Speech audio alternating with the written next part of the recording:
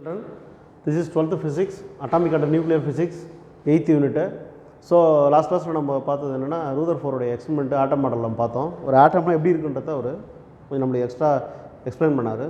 So from this experiment அவர் ஒரு conclusion வராரு. ஒரு ஆட்டம்னா எப்படி இருக்கும் ஒரு கன்க்ளூஷன் வராரு. அந்த கன்க்ளூஷன் வேறு ஒன்றும் கிடையாதுப்பா. What is atom and what is nucleus, அந்த நியூக்ளியஸ்க்குள்ளே என்னென்ன பார்ட்டிகல்ஸ் இருக்கும், நியூக்ளியஸ் வெளியில் என்னென்ன பார்ட்டிகல்ஸ் இருக்குன்றதை அவர் கொண்டு வந்தார். எஸ்பெஷலி இந்த நியூக்ளியஸோட ரேடியஸ் எப்படி இருக்குன்றதை அவர் கண்டுபிடிச்சார். யூசி இது ஒரு நியூக்ளியஸ்னு வச்சுங்க. இந்த நியூக்ளியஸில் ஒரு ஃபுல் அண்ட் ஃபுல் ஒரு ஆட்டம், அது நடுவில் அந்த நியூக்ளியஸ் இருக்குது. இந்த நியூக்ளியஸுடைய ரேடியஸை அவர் கண்டுபிடிக்க போகிறாரு. தென் நியூக்ளியஸ் வெளியில் இருக்கிறது தான் வந்து எலக்ட்ரான்ஸ் நம்ம பார்த்துருக்கோம். இப்போ பாருங்கள், இந்த எக்ஸ்பெரிமெண்ட்லேருந்து என்ன கண்டுபிடிச்சார்னா, ஒரு ஆட்டம்லேருந்து நிறைய எம்டி ஸ்பேஸ் இருக்கும். சின்ன சின்ன பருப்பொருள்கள், அது ஏதாவது ஒரு சார்ஜ் பார்ட்டிகளாக இருக்கலாம், இல்லை அன்சார்ஜ்டு பார்ட்டிகளாக இருக்கலாம், சில பொருள்கள் இருக்குதுன்னு சொன்னார். அந்த பொருள்களை தான் நியூக்ளியஸ்னு சொன்னார். யார் சொன்னதுன்னா ரூதர்ஃபோர்ட் சொல்கிறாங்க. அந்த நியூக்ளியஸோடைய ரேடியஸ் பார்த்திங்கன்னா 10 to the power of -14 10 to the power of -14 சொன்னார். ஸோ இதில் நியூக்ளியஸ் என்பது நியூக்ளியஸ் உள்ளே இருக்கிறது ஒரு பாசிட்டிவ் சார்ஜ்டு பார்ட்டிகல். அது உள்ளே ஒரு பாசிட்டிவ் சார்ஜ் இருக்குது. அதனால் ஒரு பார்ட்டிகல்ஸ்ன்ற பேரில் அதை நம்ம ப்ரோட்டான்ஸ்னு சொல்லிக்கலாம். ப்ரோட்டான்ஸ் இருக்குது and also A neutral particle neutrons இருக்குது. ஸோ நம்ம சின்ன வகுப்பில் படித்த மாதிரி ப்ரோட்டான்ஸ் அண்ட் ப்ளஸ் நியூட்ரான்ஸ் தான் நம்ம என்னென்னு சொல்கிறோம்னா மாஸ் ஆஃப் நியூக்ளியஸ்னு சொல்கிறோம். அதுக்கு சிம்பிள் வந்து ஏ, மறந்துடாதீங்க, மாஸ் ஆஃப் நியூக்ளியஸ். இது நல்லா புரிஞ்சுக்கணும். சரி சார், இதில் என்ன அவர் சொன்னார் அப்படின்னா, இப்போது இந்த நியூக்ளியஸுக்கு சுற்றி இருக்கக்கூடிய ஆர்பிட்டால்ஸில் இருக்கக்கூடிய பொருட்கள் பேர் தான் வந்து எலக்ட்ரான்ஸ்னு சொன்னார். எலக்ட்ரான்ஸ், இதுதான் electrons. So electrons is the negative charge particle. Electrons is a negative charge particle. Inside the nucleus there is a positive charge particles. Then the atoms are unstable அப்படின்னா ஒரு ஆட்டம் வந்து ஸ்டேபிளாக இருக்குது அப்படின்ட்டு யார் சொல்கிறது? நம்ம ரூதர்ஃபோர்ட் சொல்கிறார். ஸோ இதுதான் அவர் பண்ண கன்க்ளூஷன். ஸோ ஒரு எக்ஸ்பெரிமெண்ட்டில் வந்து ஒரு ஆட்டம், ஒரு அணுனா இப்படி தான் இருக்கும். அந்த அணுவில் உள்ளக்கூடிய பொருள்கள் என்ன, what are the particles, that means என்னென்ன டைனி பார்ட்டிகல்ஸாக இருக்கலாம், இல்லை வந்து ஏதோ ஒரு மேட்டராக இருக்கலாம், என்ன இருக்குது அப்படின்றத கண்டுபிடிச்சி அவருக்கு ஒரு கன்க்ளூட் பண்ணி கொண்டு வந்துட்டார். அப்போ இந்த ரேடியஸனுடைய இந்த நியூக்ளியஸோடைய ரேடியஸ் எப்படி இருக்குன்றது தான் அவர் என்ன பண்ணார், 10 to the power of -14 அவர் சொன்னார். சரி சார், புரோட்டான்ஸ் உள்ளே இருக்குது, நியூட்ரான்ஸ் உள்ளே இருக்குது, எலக்ட்ரான்ஸ் வெளில இருக்குது. எலக்ட்ரான்ஸ் வெளில ஒரே இடத்துல இருக்குமா, அது எப்படி இருக்குன்னு பார்க்கும்போது அந்த எலக்ட்ரான்ஸ் என்ன பண்ணுதுன்னா, there is attractive force between the nucleus and the electrons. ஏன்னா உள்ள பாசிட்டிவ் இருக்குது, வெளியில் நெகட்டிவ் இருக்குது, ஒரு அட்ராக்ஷன் இருக்கும். அதனால் அதை சுற்றி வருது, நியூக்ளியஸை ஒவ்வொரு ஆர்பிட்டாலில் சுற்றி வருது. அந்த கடைசி ஆர்பிட்டால் தான் வேலன்ஸ் ஷெல்னு சொல்கிறது. அது வந்து ஒரு நம்ம முழுமையான ஒரு ஆட்டமாக நம்ம எடுத்துக்கிறோம். இதுதான் இதை எதை உணர்த்துனா, இந்த பிளானட்ஸ்லாம் வந்து சூரியனை சுற்றி வருது இல்லையா, அதை பொறுத்து இந்த ஃபோர்ஸ் பேர் ஒன்று சொல்லுவாங்க, that is centripetal force. Centripetal force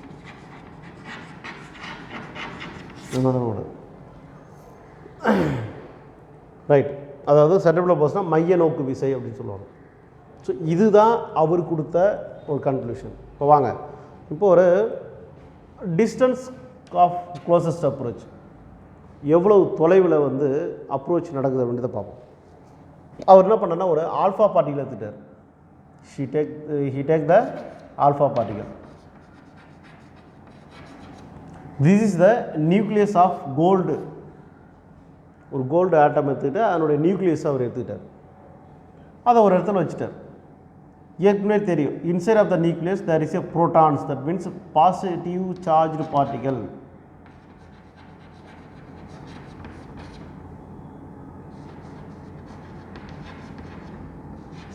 இருக்குது, எங்கே இருக்குது?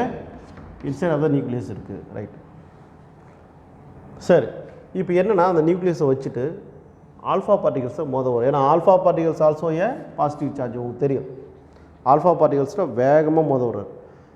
அப்படி போகும்போது இது மேலே, இந்த நியூக்ளியஸுக்கு மேலே போகிற ஆல்ஃபா பார்ட்டிகல்ஸ் பாருங்கள், ரொம்ப லாங்கஸ்ட் டிஸ்டன்ஸில் போகிறது அது மட்டும் போயிட்டே இருக்கும்.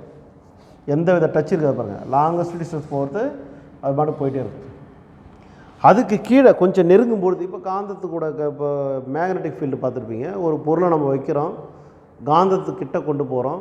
கொண்டு போகும்போது ஒரு குறிப்பிட்ட தூரம் போகிற வரைக்கும் அது அட்ராக்ஷனே இருக்காது. அதுக்கு உள்ளே போகும்போது தான் கொஞ்சம் அட்ராக்ஷன் இருக்கிற மாதிரி இருக்கும். ரொம்ப கிட்ட போச்சுன்னா பட்டு நொட்டிக்கும். அதே மெத்தட் தான் பாருங்கள். ஸோ இப்போ ரெண்டாவது பாருங்கள், இந்த லைன் போகும்போது ஒரு குறிப்பிட்ட தூரம் இந்த கிட்ட வரும்போது என்ன பண்ணுன்னா கொஞ்சம் ஸ்லைட்டாக ரிஃப்ளெக்ஷன் ஆகுது. ஃபார் எக்ஸாம்பிள் 60 டிகிரின்னு வச்சுக்கோங்க. ஃபார் எக்ஸாம்பிள் போகுது 60 டிகிரி சொல்லக்கூடாது, இது ஒரு அப்டியூஸ் ஆங்கிள் 120 டிகிரி சொல்லிக்கலாம். இப்போ பாருங்கள், அதே மாதிரி இன்னும் கிட்ட வரும்போது இன்னும் திரும்புது. அதே மாதிரி ஒரு ரே வந்து டைரெக்டாக அந்த நியூக்ளியஸ் கிட்ட போகும்போது suddenly it will come back 180 டிகிரிக்கு என்ன பண்ணுது, வெளியில் வந்தது.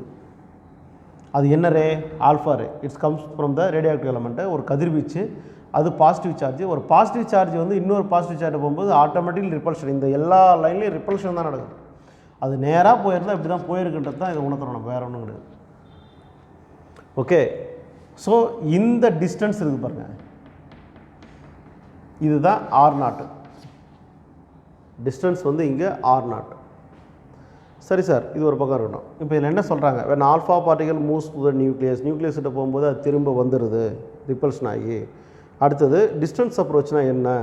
ஒரு மினிமம் டிஸ்டன்ஸ், சின்ன டிஸ்டன்ஸ் தான் மினிமம் டிஸ்டன்ஸ். இந்த இதுக்கும் இந்த சென்டர் பாயிண்ட்டுக்குள்ள ஒரு டிஸ்டன்ஸ் தான் மினிமம் டிஸ்டன்ஸ். இதுதான் R0. என்ன டிஸ்டன்ஸ் சார் அப்படின்னா, ஒரு ஆல்ஃபா பார்ட்டிகல்ஸ் வந்து ரிஃப்ளெக்ட் ஆகுது ஜஸ்ட் பிஃபோர் ஒரு இங்கே இதுதான் நியூக்ளியஸ் கிட்ட இருந்து. இப்போ பாருங்கள் நியூக்ளியஸு இங்கே வந்த ரே வந்து இப்படி திரும்பி போகுது. அப்போ இங்கேருந்து வந்து இங்கே ஸ்டாப் ஆகிடுது. இங்கே இதனுடைய வெலாசிட்டி ஈக்குவல் டு 0 V0. இங்கே வந்து வெலாசிட்டி ரெஸ்ட் ஆகிட்டு ஒன்று என்னது கம்பேக் ஆகுது. அப்போ இங்கேருந்து இவ்வளோ டிஸ்டன்ஸ் இருக்குது தான் அப்ரோச்சின்னு பேர். இன்னும் கிட்ட போய் மோதலை, இம்பேக்டை கொடுக்கல. ஸோ அதனால தான் இதை டிஸ்டன்ஸ் அப்ரோச்சு அல்லது க்ளோசஸ்ட் டிஸ்டன்ஸ் அப்படின்னு சொல்கிறது. இது ஒரு 2 மார்க், மறந்துடாதீங்க. 2 மார்க்கில் define the contact distance or closest approach in the Rutherford atom model கேட்டாங்கன்னா நீங்கள் எழுதணும். பாருங்கள், the minimum distance between the centre of the nucleus and alpha particles. Alpha பார்ட்டிகளுக்கும் சென்டர் ஆஃப் த நியூக்ளியஸுக்கும் உள்ள ஒரு மினிமம் டிஸ்டன்ஸ் தான் க்ளோசஸ்ட் அப்ரோச்சு அப்படின்னு சொல்கிறாங்க. இதனுடைய சிம்பிள் வந்து R0, மறந்துடக்கூடாது. இதனுடைய சிம்பிள் R0. சரி, இப்போ இது எப்படி சார் நம்ம மேத்தமெட்டிக்கலாக எப்படி நம்ம கண்டுபிடிக்கிறது அப்படி பாருங்கள். கண்டிப்பாக தெரியும். இப்போ alpha particles is moves towards along the nucleus. அதனால் அது வந்து கைனடிக் எனர்ஜி இருக்கும். ஸோ நம்ம அது ஒரு அங்கே ஒரு ஃபோர்ஸ் நடக்கிறதுனால தான் திரும்ப நம்ம ரிப்பல்ஷன் அனுப்புது, சார்ஜ்டு பார்ட்டிகள் இருக்கிறதுனால. ஸோ அந்த ஃபோர்ஸ் வந்து பார்த்திங்கன்னா எலக்ட்ரிக் ஃபோர்ஸ், அதாவது எலக்ட்ரிக்கல் ஃபோர்ஸ்னு சொல்லுவோம். ஸோ இது வந்து யூனிட் 1லேயே நம்ம படிச்சிருப்போம். எலக்ட்ரிக் ஃபீல்டு F = 1/4πε0 Q1 Q2/Rன்னு படிச்சிருப்போம், ரைட்டு. இப்போது இது வந்து கைனடிக் எனர்ஜி 1/2 mv02. V0 என்பது velocity of the alpha particle, இதை நீங்கள் மறந்துடக்கூடாது. ஸோ இப்போ 1/2 mv02 = 1/4πε0 2E ZT/R0.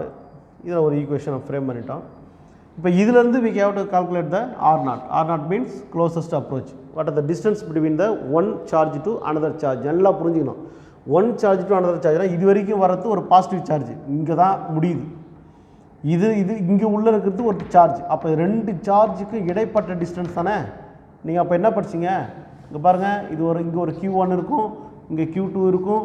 இதனுடைய சார்ஜ் டிஸ்டன்ஸ் ஆர்னு சொல்லுங்கள். இதுக்கு இடைப்பட்ட டிஸ்டன்ஸ் தான் நம்ம அங்கே டிஸ்டன்ஸ் தானே கொடுக்குறோம். அது மாதிரி இந்த சார்ஜுக்கும் இடைப்பட்ட டிஸ்டன்ஸு R0. ஸோ அந்த R0 அங்கேயே வச்சுங்க. 1/4πε0 ஏற்கனவே இருக்குது, இது கீழே கொண்டு போயிடுங்க. இதை மல்டிப்ளை பண்ணிங்க, என்ன வரும்? R0 = 1/4πε0. அதை மல்டிப்ளை பண்ணால் 2 × ZTE² by 1/2 mv02. இப்போ இதுக்கு பதிலாக நம்ம வந்து EK போட்டுக்கலாம். EK means kinetic energy. அதை நம்ம அங்கே சப்ஸ்டியூட் பண்ணிட்டோம். ஸோ கொஸ்டின் கேட்பாங்க,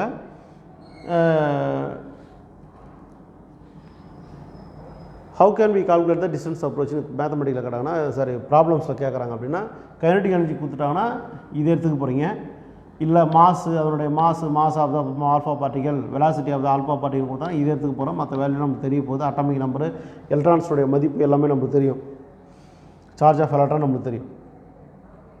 ஸோ இந்த ஈகே என்பது எதனுடைய கைனடிக் எனர்ஜின்னு பார்த்தீங்கன்னா ஆல்ஃபா பார்ட்டிகல்ஸோட கைனடிக் எனர்ஜி. அதுதான் மூவ் ஆகுது, நியூக்ளியஸ் ஸ்டேபிளாக ஒரு இடத்துல நிற்கிது. ஸோ இதுதான் என்ன பண்ணும், R0 வந்து நம்ம டிஸ்டன்ஸ் அப்ரோச்சை கண்டுபிடிக்கும். அதுவும் பாக்கி பார்த்தீங்கன்னா இந்த size of the nucleus always lesser than the R0 விட கம்மியாக தான் இருக்கும். ஏன் சொல்கிறாங்க பாருங்கள், size means depends upon the radius. இதுதான் ரேடியஸ், கவனிச்சிங்க, ஒரு நியூக்ளியஸில் இதுதான் ரேடியஸ். இப்போ இதுக்கு மீறி வந்து இங்கேருந்து போகுது, அப்போ ரேடியஸோட இது அதிகம் தானே. அப்போ இந்த டிஸ்டன்ஸ் க்ளோசஸ்ட் அப்ரோச்சை விட குறைவாக இருக்கும் அந்த நியூக்ளியஸுடைய சைஸு அப்படின்னு சொல்கிறாங்க. ரைட். இதிலிருந்து என்ன பண்ணார்னா அவர் நிறைய நியூக்ளியஸுடைய ரேடியஸை கண்டுபிடிக்க ஆரம்பித்தார் ரூதர்ஃபோர்டு. இப்போ நார்மலாகவே அவர் ரேடியஸ் எவ்வளோ சொன்னார், 10⁻⁻14 அப்படின்னு சொல்லிட்டார். நார்மலாக ஒரு ரேடியஸினுடைய ஒரு நியூக்ளியஸுடைய ரேடியஸ் இவ்வளோ தான் இருக்கும். பட் சில நியூக்ளியஸ் வந்து கம்பேர் பண்ணி அவர் கண்டுபிடிக்கும் போது அதிகபட்சம் குறைஞ்சபட்சம் 10⁻⁻14, அதிகபட்சம் 10⁻⁻15 அவர் கண்டுபிடிச்சார். ஸோ பாருங்கள் ஸ்டூடெண்ட்ஸ், இப்போ வந்து இது ஒரு 1 மார்க். இது எப்படி கேட்பாங்கன்னா, the radius of the different nuclei by the Rutherford atom மாடல்னு கேட்டாங்கன்னா இது ஒரு 1 mark. According to the Rutherford conclusion the radius of the நியூக்ளியஸ்னால் இது ஒரு 1 மார்க்கு. அடுத்தது டெரிவேஷன் வந்து 1 மார்க்கில் கேட்குறாங்கன்னா இதை எழுதணும். ப்ராப்ளமில் இப்படி கேட்குறாங்க, ஃபார் எக்ஸாம்பிள் மாஸ் வெலாசிட்டி கொடுத்துட்டு கேட்குறாங்க, டிஸ்டன்ஸ் அப்ரோச், இல்லை வந்து கைனடிக் எனர்ஜி கேட்குறாங்க அப்படின்னா, கைனடிக் எனர்ஜி கொடுத்துட்டு கேட்குறாங்கன்னா நம்ம அதற்கான ஃபார்முலா, இதுவும் ஒரு கன்க்ளூஷன் தான், வந்துடக்கூடாது, இதுவும் ஒரு கன்க்ளூஷன் தான். இது வந்து 2 மார்க்கு. ஸோ ஸ்டூடெண்ட்ஸ், இதெல்லாம் நீங்கள் ரீகால் பண்ணிக்கணும். நம்ம அடுத்து இதனுடைய கண்டினியூஷனை நெக்ஸ்ட் கிளாஸில் பார்ப்போம். தேங்க்யூ.